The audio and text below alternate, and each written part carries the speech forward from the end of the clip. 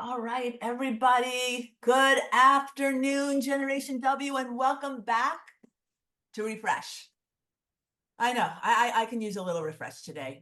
This is our time to connect, to be inspired, to learn something new, and ultimately feel a bit better for this time that we get to spend together. And that is what Generation W is all about.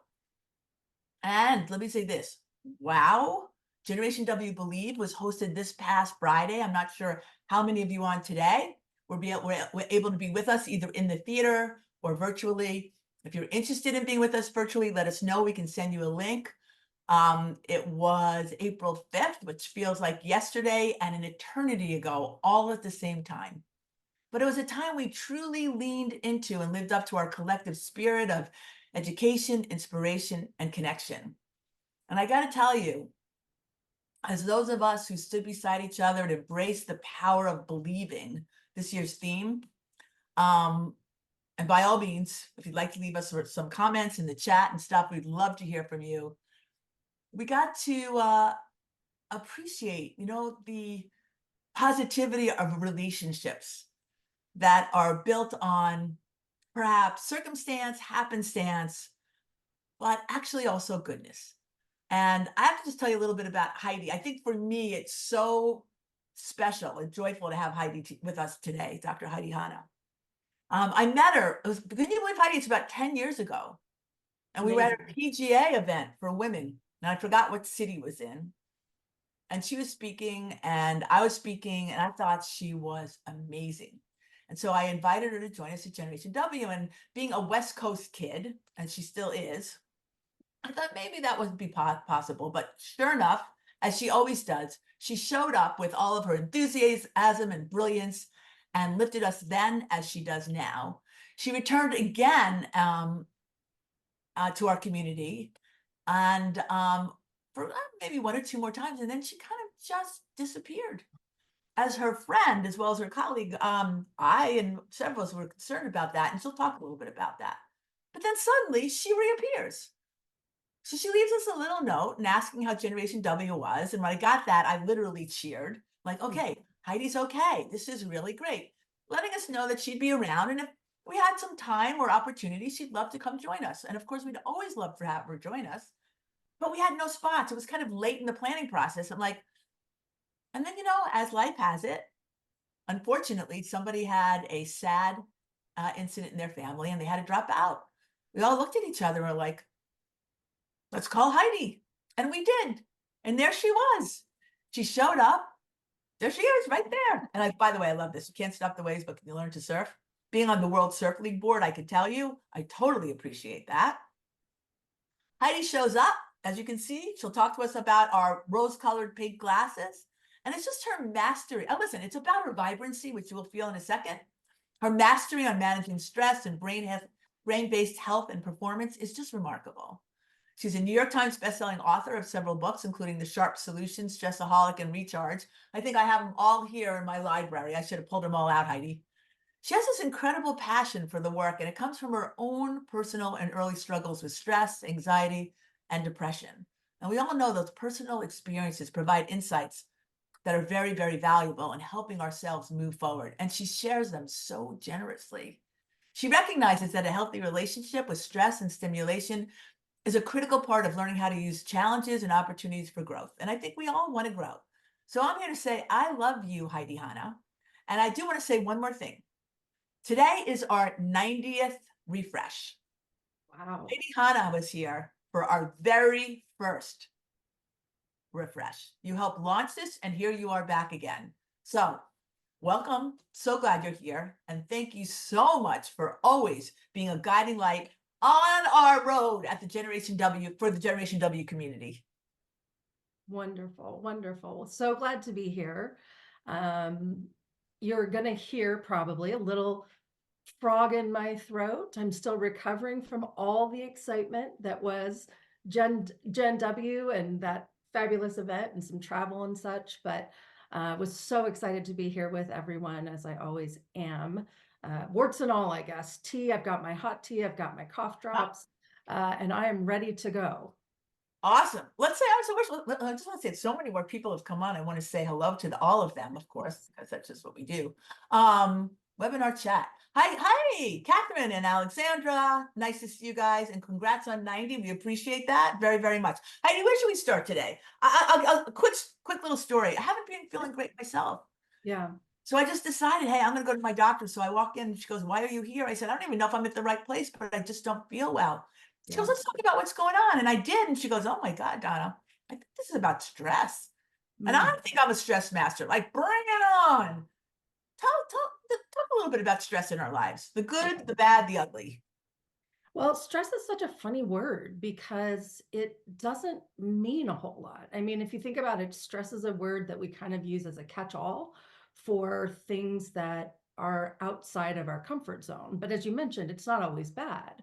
So one of the things I learned really early on as I was traveling and speaking and doing things that were so far out of my comfort zone is that even when things are wonderful, and exciting and we have that passion, it's still stressful because it's not the safe space, that we can stay in, we can plan. But obviously the people who are here, the people who want to live bigger and want to do more and want to share more, and that's all wonderful, but it's still an energy output. So I think when we kind of break it down, what we're talking about is stress is what happens when demand exceeds capacity. So it's not necessarily bad or good. It's what happens when demand exceeds capacity. So if I'm traveling and it's a different time zone and I'm around different people, I ended up this time actually booking my flight a whole day early so that I could get there and have time to adjust. So I wasn't getting in at 1 in the morning and then getting up at 5 in the morning to try to go and be extraordinary. It just doesn't work that way. But unfortunately, I think we have to learn those lessons along the way. And usually, when things are going really well, then people get confused. Like, why am I tired? Why do I not feel so passionate? My life is really good, and some people have it so bad.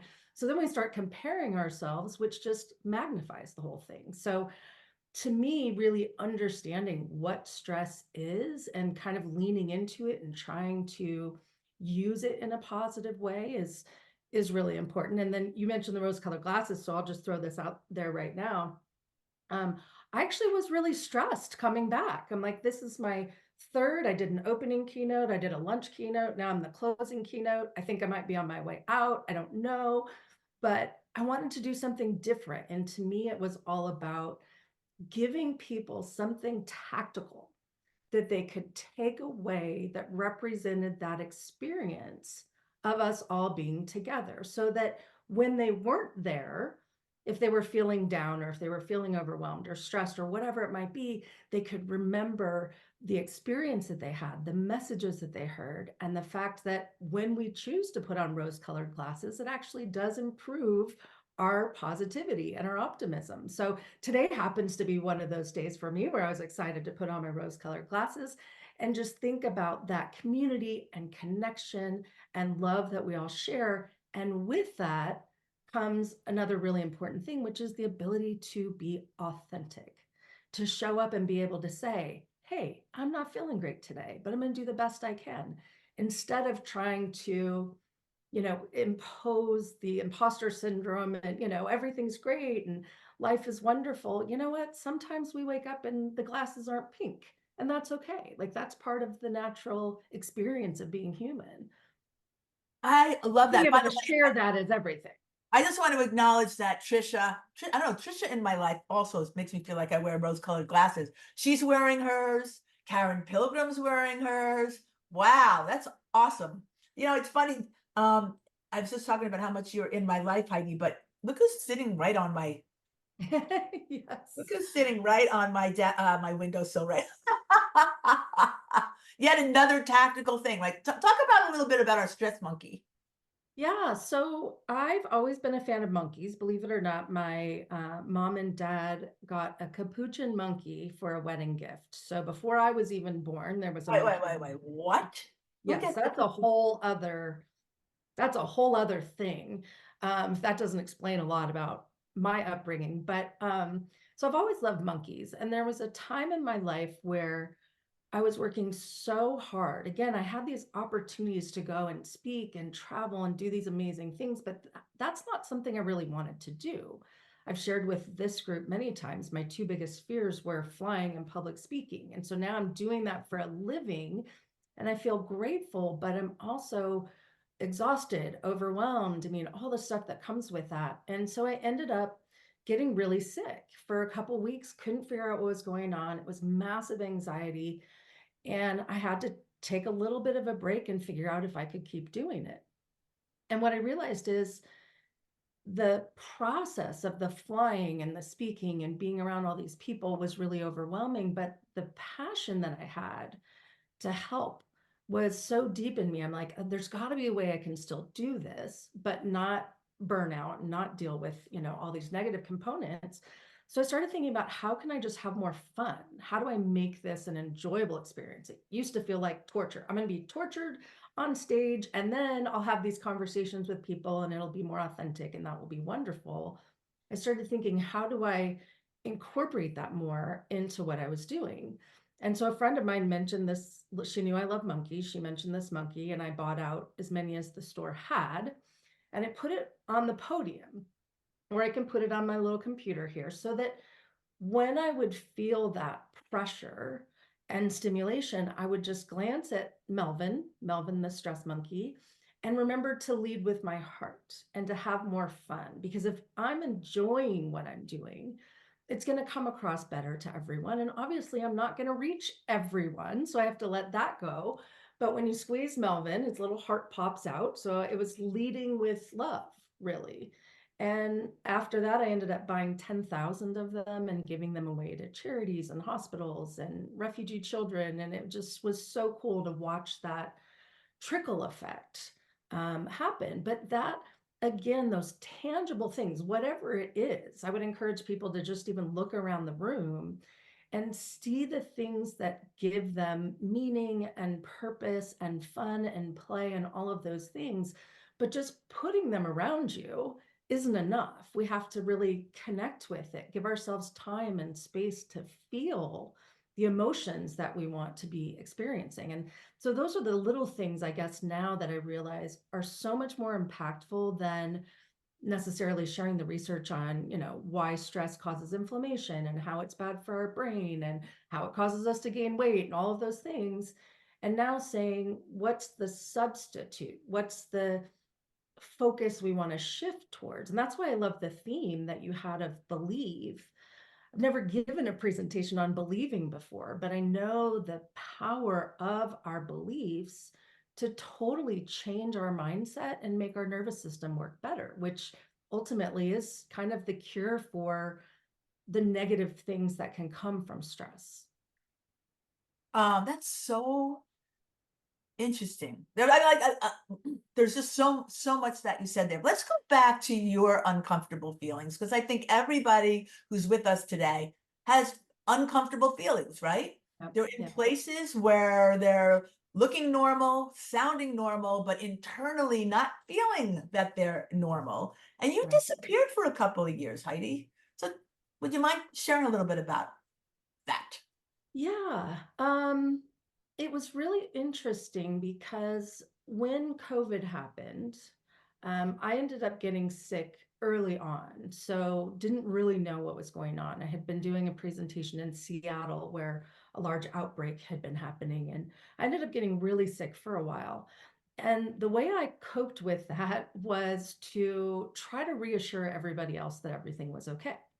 So, as a stress expert going through this huge crisis for all of us, I was doing online webinars, I was doing media constantly, I was pushing myself to try to get healthier. And at the same time, I had moved, I had gotten married. Um, Things were very Oh, unsettled with all of that. And I just hit a point where I didn't, and I want to be careful about how I say this. I didn't want to do it anymore. I just didn't want to do any of it anymore. And I had to keep going and I had to keep pushing. And it just really hit a breaking point. I did everything I could to the best of my ability to get through that time. And I'm proud of myself for that, especially for realizing I needed a break. and ended up getting out of the relationship, which actually was a really good move for me. Sold my place, moved into my mom's condo, so I didn't have any rent. I didn't have the pressure of the finances anymore. And for the first time, honestly, since I can remember, especially since I grew up as an athlete, being pushed and practicing all the time, for the first time in my life, I was a person. And I was like, you know what? I just want to be a person. I don't want to know what's on my schedule. I just want to be alive and have that be enough. It's weird. I haven't talked about it to this depth with anyone before, but that shift was hard because it was very uncomfortable to not be going and not be sharing. And early on, I had people saying, you know, you were doing Facebook Lives and LinkedIn Lives and all this stuff, and now you just disappeared. And it wasn't even negative. I went to the beach and I was quiet and I started golfing, and then ultimately came to the conclusion after trying to find a home for a long time that I wanted to be closer to family. So I picked up my life in San Diego, moved to northern Washington, close to the Canada border, by Coeur d'Alene, Idaho. My family's here. My boyfriend and his family are here. I found a beautiful home I feel safe in that's surrounded by nature. And for the first time, honestly, in my life, I feel like I'm home. And I wouldn't have gotten there if I didn't take that break. Now, I call it a semi sabbatical because I would still do some work that I felt was important. If I could show up for my clients, I would. But I didn't have that constant like hustle that I felt like I had had my whole life that I didn't even know if I wanted. It's just what was expected. Um, so it was a challenge. I mean, even when we stop, it's challenging, but to then put the pieces back into place and be more thoughtful about pacing myself, and going to this event is just as much for me as it is the people that I get to speak to, because it inspires me so much, and I left feeling excited about what's to come in the future. So I'm happy. I'm really happy. And I have a almost 2-year-old little cat named Buddy who makes me really happy.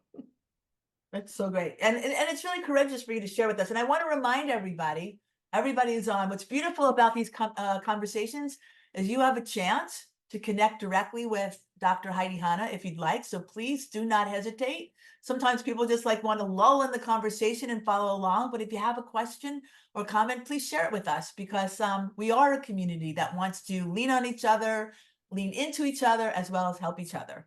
So I think that's great. You touched on, and I'll go, and this whole idea of stress is where our demands exceed capacity. I think Mhm. it's such an eloquent, simple statement. How do Yeah. we assess where we are in terms of our capacity hmm and the demands on that capacity? Well, I think it's super important as soon as that word, and we can use the word stress as kind of a trigger word to go deeper. A lot of times people say, "How are you feeling?" And I'm stressed, I'm tired, I'm busy. Those are just kind of the words we say without meaning anything by it. So if that pops up, first thing in the morning, and we feel like there's more to do than we could possibly get done in a day, which is pretty much normal for everyone, what is it about that that's causing me to feel the way I feel? And what do I actually feel? Because there's kind of highs and lows to the stress patterns that we experience. For example, when we first experience stress, it tends to be a high energy stress. So we might get headaches or muscle tension or brain fog, or, feel like we have too much energy. And then we kind of force that inside where we know it causes chaos as inflammation in our body and all sorts of other things. If it continues, though, we have a lower level of energy that feels more like burnout. We just don't feel passionate anymore. We feel fatigued. We can have digestive problems. So, understanding kind of where we are in that is important, because if it's a high stress energy situation, we want to utilize that in some way. That's why physical exercise is so incredibly important, is it helps us to take control of something when we often feel out of control.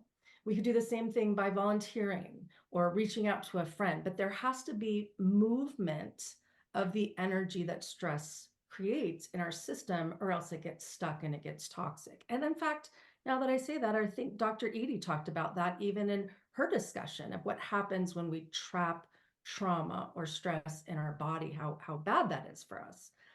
On the other side, if we're feeling that overwhelming sense of stress that's really exhausting to us, then we really need to recharge our own battery. So now we don't necessarily need to go to the gym and get a bunch of things done. We actually need to do something totally unrelated, like for me, playing golf and being out in nature. And people often say, well, golf is stressful because you're never going to be good at it. I'm like, I get that, but it forces you to be in the moment. And I always make sure, I don't check email. I'm doing something else. It's physical, it's social, all of these different components. So I think the first thing is really kind of saying, what do I feel? And even maybe where do I feel it? Because it can show up in different places in our body. One that happens a lot. So for me, losing my voice a little bit, sometimes that happens when we're feeling vulnerable. It's almost like we feel like our voice isn't being heard, or we're afraid it's not going to be heard. Even as I'm saying that, I feel my throat get tickled. And sometimes it's actually manifesting as a sign of what we need to pay attention to. Aha. With Take a that, cup. Yeah. Okay, I'm taking one in sympathy with you. throat coat, by the way, it's delightful. Okay. Um, so it's that. And then, the thing that came to me that I think was the most important during the COVID experience was asking yourself what value is being threatened in this situation. So if I feel stressed because I'm going to be live with you, and I'm not, I love doing this, but it's a higher level of energy. So it's going to stress my system out a little bit. But why is that happening? Well, for me, I value time and energy so much. I want to make sure people get something. And that's out of my control. I can only do so much, right? So if I understand the value that's being threatened is, am I contributing in some way? I realize that's out of my control, but what I can do is prepare myself to the best of my ability, make the tea, get a good night's sleep, watch something inspirational, whatever it might be, put on your rose-colored glasses. Those are the things that increase our capacity, so that even though the demand's higher, we can meet that without all the stress hormones and other things that are going on. So I like to think of it as like being a detective, a stress detective, right? So I feel stressed. What does that mean? Why is it there? What is it trying to tell me? And then be grateful for that. As crazy as it sounds, if you didn't feel stressed, that would mean you don't care.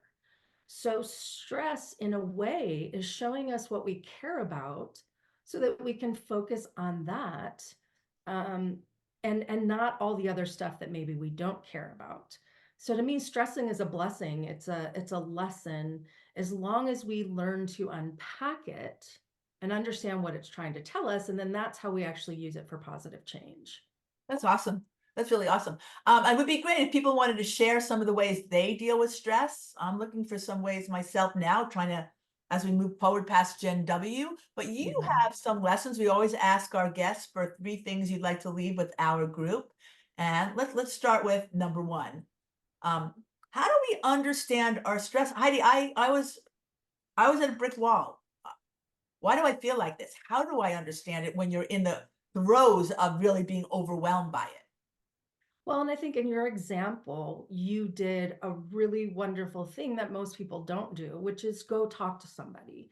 And it could be, somebody, just a confidant or a friend, but especially if you can talk with a trained professional or someone who can help you unpack that. So in this case, if you came to me and just said, I don't know why I'm feeling this way, it would be so obvious to me to look back at the energy expenditure that you just put out leading up to this event.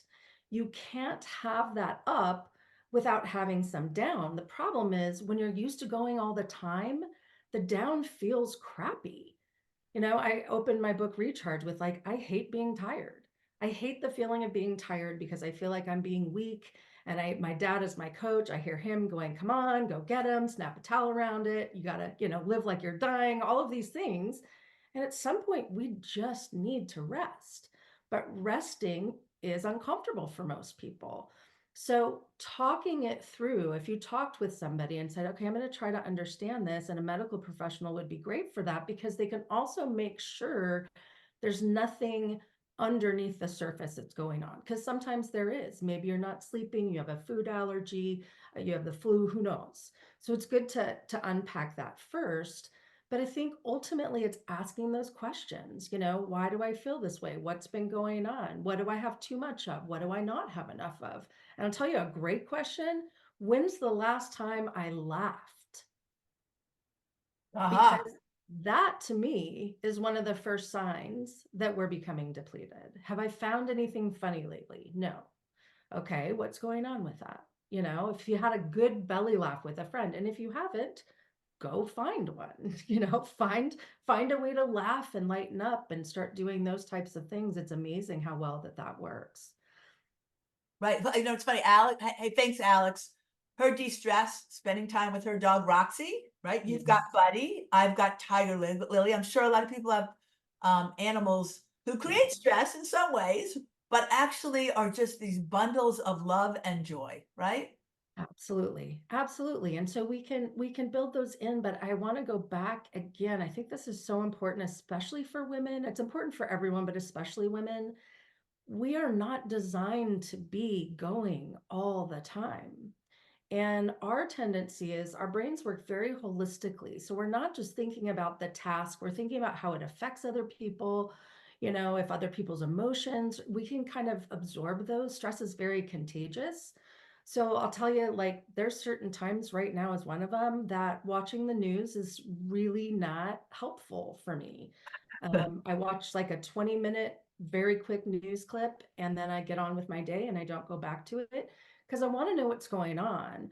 But there's a lot of stuff that's out of our control that just adds to the sense of overwhelm that may not be related to us directly or that we may not have control over. Now, that being said, if you're passionate about something, then go get it. If politics is overwhelming you and you can step into that role and be involved in some way, that's a way to mobilize stress. That's great.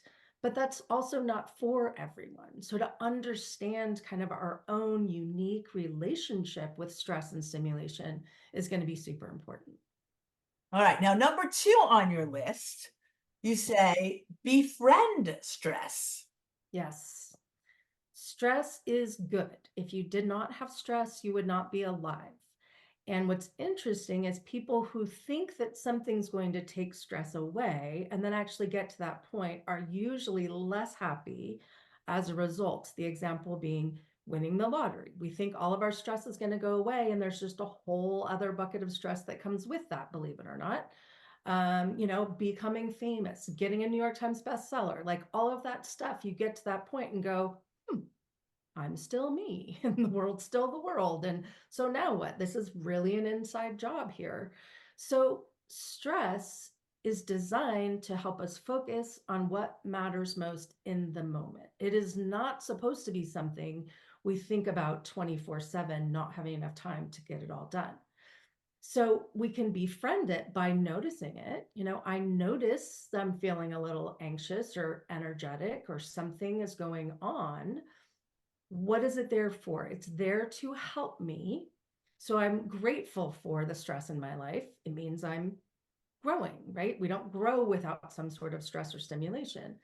So now what is the key? We befriend it, we're grateful for it, it's teaching us something.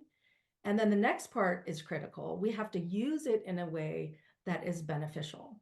We have to use the energy that stress provides to refocus, refresh, recharge, um, make a new commitment, get rid of old commitments, whatever it is. As soon as you start to mobilize the energy of it, you are taking control of the situation, and that alleviates the negative components of stress. The main reason stress becomes chronic and toxic is because we feel like it's being put on us and we are helpless. So if we can take action, it changes that whole dynamic. I'm taking so many notes here. And Christy, I think Christy offers a strategy that I've had people say to me in 6 months' time, Right. right? Will this stress you're feeling matter? Is that just de minimis? Are we diminishing something that we should be paying attention to? Or does it really help them find some perspective in terms of how our energy is being deployed around a certain issue? Yeah. I think it's a good option. I mean, I've heard this a lot. I've had people tell me when I was going through some of my challenges. And I think if it works for you, use it. There's, in my mind, there's no bad question to ask or mindset shift to do. I think the challenge of that for some people, especially people like me who might be stress sensitive or highly sensitive, is that I don't really care about 6 months from now. Like right now, I'm in it. And right now, I need some sort of relief from it. So my tendency is, yes, is this going to matter in 6 months? I don't know. I can't even think that far. Okay, what can I do today? Like, what one little thing? When I supposedly disappeared for a while, I remember talking to my mom at one point, and I'm like, I went to the grocery store today. That was huge. I was in a period of time I couldn't go to the grocery store. Like I couldn't leave my house. So going to the grocery store, and I just remember my mom was like, that is so awesome. I'm so proud of you.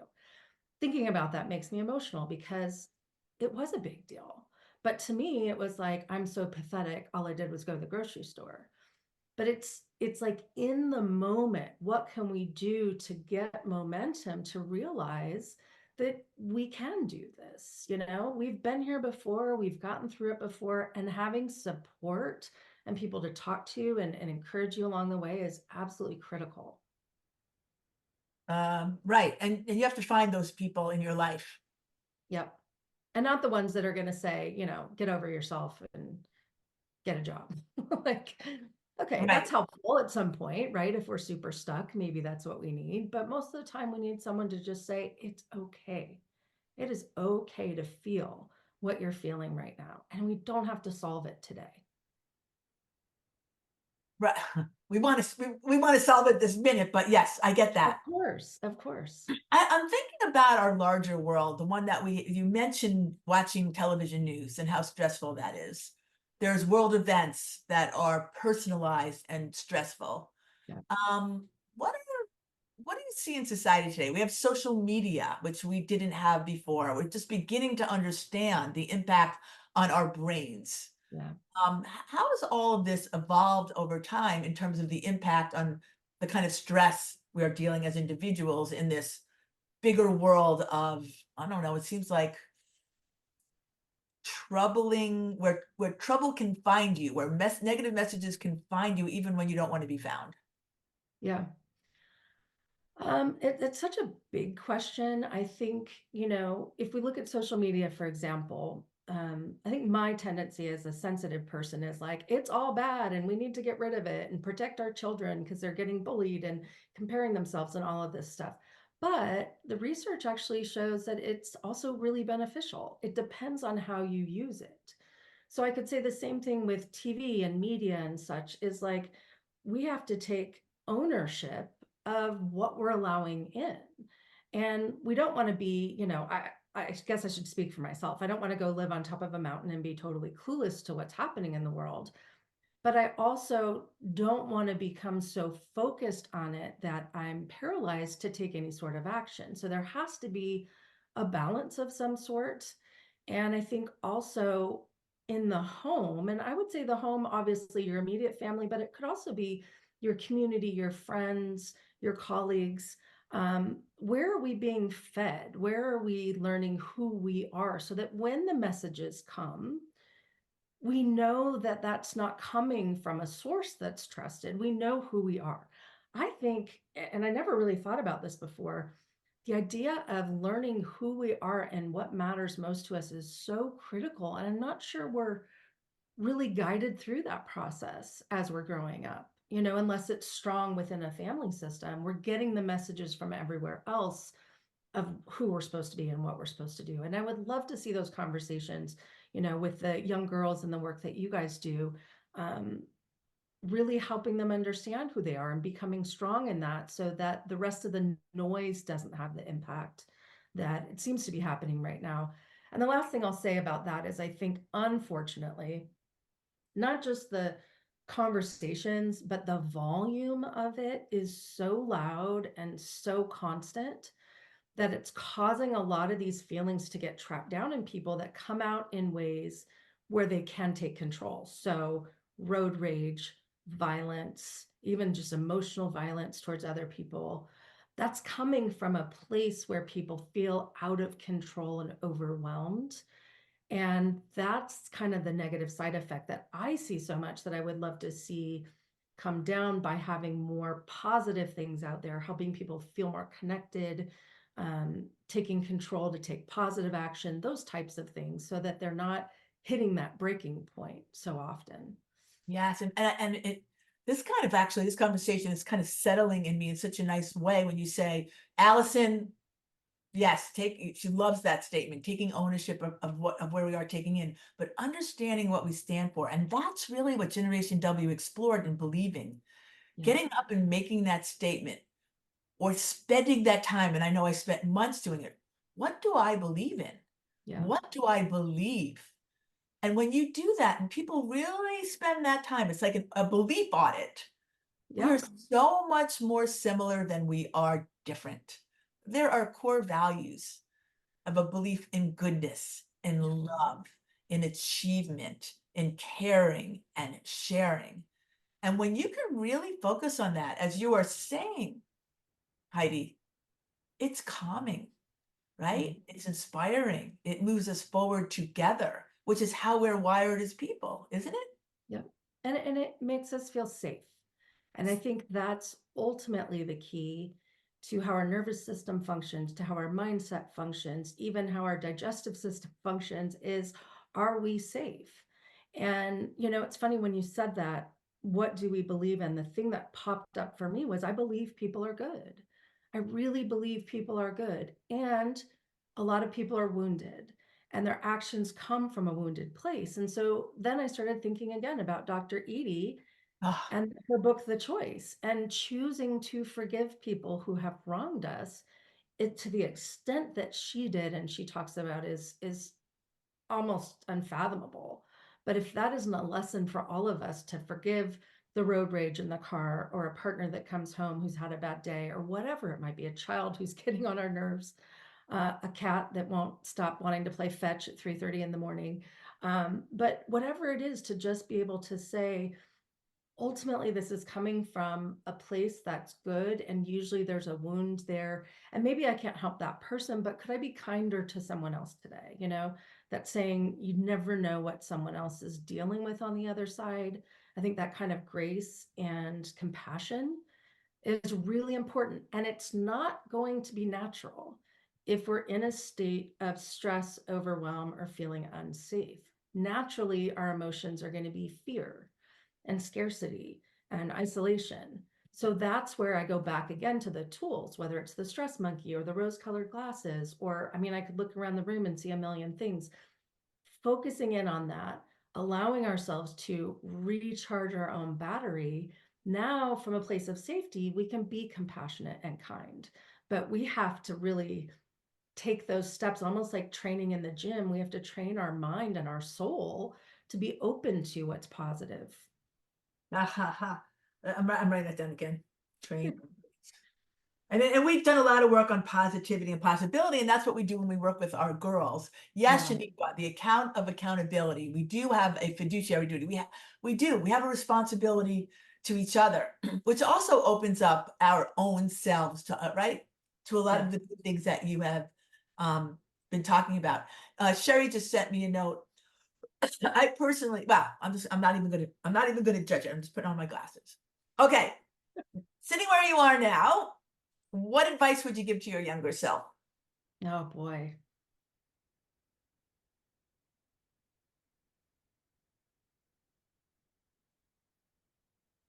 Trying to think of the right way to capture it. What comes up to me is, my first thought was, it will get better, but I don't know that I would say that. There's a sense of me that's like, it's all working towards good. So to trust the process of like even the really bad, horrible stuff, it's gonna make sense someday. And I remember at the times where I felt most depressed, usually it was because I felt like the best part of my life was over. I'm Right. getting ready to turn 50 and it's like, whoa, what is this new chapter going to bring? And what do I want it to bring? And there's a lot of thoughtfulness around that. And honestly, up until recently, I thought, wow, I really peaked young. Like, that's cool. I didn't think I'd do all of this, but now it's very different. It's like, gosh, the best is yet to come, but it's not the things I thought I wanted. It's the time with family, the time with my boyfriends that I love so much, and the good that we're able to do in the world. It doesn't have to be on a big stage. It's more the simple pleasures of life now, traveling and then being so grateful to come home to a quiet space. I think it's like trusting the process and knowing it's all being used for good. Um, I think that's a really poignant moment for us to say thank you and do a quick review. First, I want to remind us that Heidi was here show 1. She came back for show 90. We are not waiting another 90 shows. That was another wonderful conversation with Heidi. Yeah, thank Um, stress, just a couple of notes that I wanted to share, Heidi, if I could. One, really setting the parameters. What is stress? It's where our demands exceed capacity. Every single day, I think we feel like we are overstressed, right? So then how do we address that? And you said women are not designed to be going all the time. Of course, I think like that's how I'm supposed to live my life. So I love this message that we should use our stress energy to recharge, right? Take ownership of what we take in. And also this whole idea of being aware of trapping trauma in our body and being able to release it. So therefore, again, we're in charge of being able to express this outwardly and move on in a much healthier state. I want to say Absolutely. thank you for all of that. I Yeah. also want to particularly thank Ariel, who has been an enthusiastic moderator for us in the chat. And she said, by the way, she would tell her younger self to give yourself grace, which Yeah. is so beautiful. And Shawnee said, don't let anyone else write your narrative. You should write your own, which is also really powerful. Yeah. I always want to thank Sherry Levin because she spends so much time. Ariel helps, Patrina helps in preparing for these conversations, putting all the materials together. I want to let you know that our next refresh will be on a Thursday, and that's basically because of a traveling scheduling issue. And I'll bring back yet another highlight for Generation W. If you were there, or even maybe perhaps you went to it. It's incredible insights and conversations around this diagnosis you don't want to believe. Our friends at the Mayo Clinic are just amazing, just as Heidi is, focused on women's health. In this case, it was this incredible, very personal conversation brought to life about the impact of cancer. If you're a patient, if you're a friend, if you're a relative, if you're interested in wanting to maintain your health and you want to know how we can prevent cancer, these women were extraordinary. And we look forward to having a conversation again with them on May 2nd. Mark your calendars at noon. So until then, I want to say thank you, Dr. Heidi Hanna. If you can't tell how much I value you, um, then I haven't done a good job of expressing it. And I'm Oh, not going to stress about it. I'm just going to own it and fix it. Love you to pieces. Thank you for all your guidance and advice to our entire Generation W community. We'll see you on May 2nd. And really, thank you for the time we get to spend together. It truly is enriching. God bless everyone.